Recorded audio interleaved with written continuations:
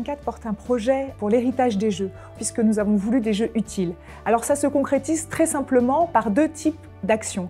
La première, c'est organiser des Jeux exemplaires, durables, responsables. Ça, c'est vraiment le modèle d'organisation lui-même des Jeux. Et puis l'autre pilier, c'est évidemment l'élan des Jeux au service de plus de sport dans la société, plus de sport pour les Français. Alors sur le premier modèle, comment on organise des Jeux? D'abord, on a une responsabilité environnementale. On sait qu'on va générer une empreinte carbone, on doit absolument la compenser pour viser la neutralité carbone. Deuxièmement, et ça vous intéresse, je sais, nous avons une responsabilité économique et sociale. Et là aussi, les Jeux sont une opportunité pour ouvrir justement des opportunités à tous les publics, aux plus petits. Pas seulement les gros, ceux qui ont déjà de l'emploi, ceux qui ont déjà des marchés, mais ceux qui sont là, qui attendent ces opportunités grâce aux Jeux. Et puis troisièmement, on veut que les Jeux ne soient pas seulement pour Paris, mais pour tout le territoire. Donc ça veut dire qu'on a aussi un engagement vis-à-vis de toute la France à travers les opportunités touristiques et les opportunités économiques au-delà de l'Île-de-France. Et puis le deuxième pilier, celui de plus de sport dans la société, c'est vraiment le sport au service de la lutte contre la sédentarité pour faire bouger les Français. Comment on peut profiter de l'élan des Jeux pour que plus de Français se mettent à l'activité physique? Comment on peut profiter aussi des Jeux pour engager la jeunesse à s'investir dans le bénévolat, pour éduquer la jeunesse aux valeurs, à mieux vivre ensemble. Et puis aussi pour changer nos comportements, parfois notre regard sur le handicap, notre regard sur les publics les plus fragiles.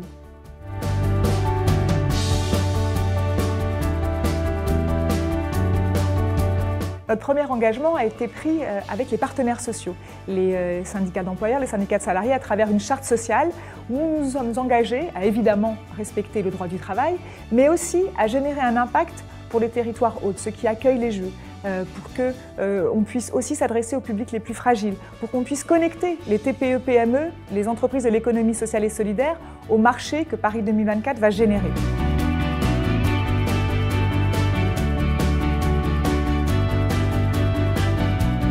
On a pris ces engagements pour des Jeux inclusifs et solidaires aussi parce que finalement les plus petits sont souvent les plus créatifs et qu'on a besoin de l'énergie de tous. S'adresser au tissu économique de l'économie sociale et solidaire, des TPE-PME, c'est aussi pour nous une forme d'engagement pour nourrir nos idées, lancer nos marchés avec ce qui existe déjà. Donc finalement, vous comprenez que notre engagement, c'est pas seulement pour faire avec les plus petits, mais c'est aussi pour la performance, pour être meilleur demain, et puis challenger les plus gros à travailler avec les plus petits parce qu'à plusieurs, on est souvent plus fort.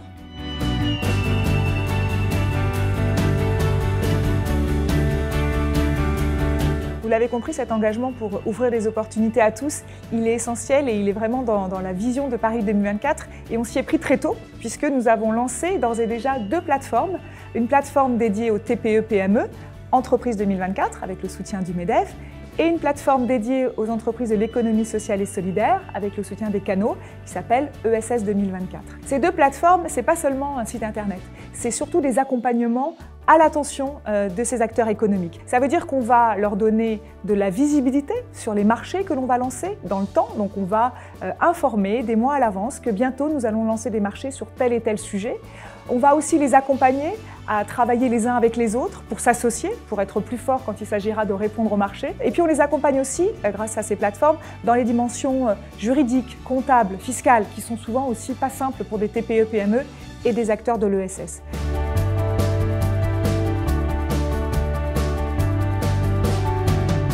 Aujourd'hui, on enchaîne dans une autre dimension encore, on va en parler partout en France. Pas seulement pour ouvrir des marchés aux acteurs franciliens, mais aussi, et ça c'est grâce à votre groupe, on va pouvoir en parler dans tous les territoires avec cette tournée qui va nous permettre d'aller parler à des acteurs économiques de toute la France et aussi de leur adresser ce message. Osez candidater, osez vous intéresser au marché des Jeux, c'est pour vous.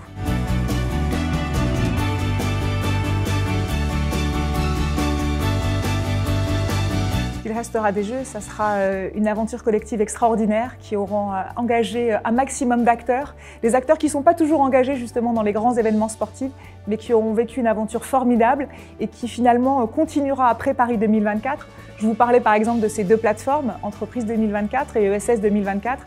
Eh bien ces plateformes, il est fort à parier qu'elles vivront après nous, avec sûrement un autre nom. On oubliera 2024 et on ira de l'avant, mais en tout cas tout le travail que l'on aura mis en place en préparant ces Jeux, qu'on aura consolidé avec le soutien de tous ces acteurs, eh bien ça se poursuivra bien au-delà de 2024. Ça sera notre héritage.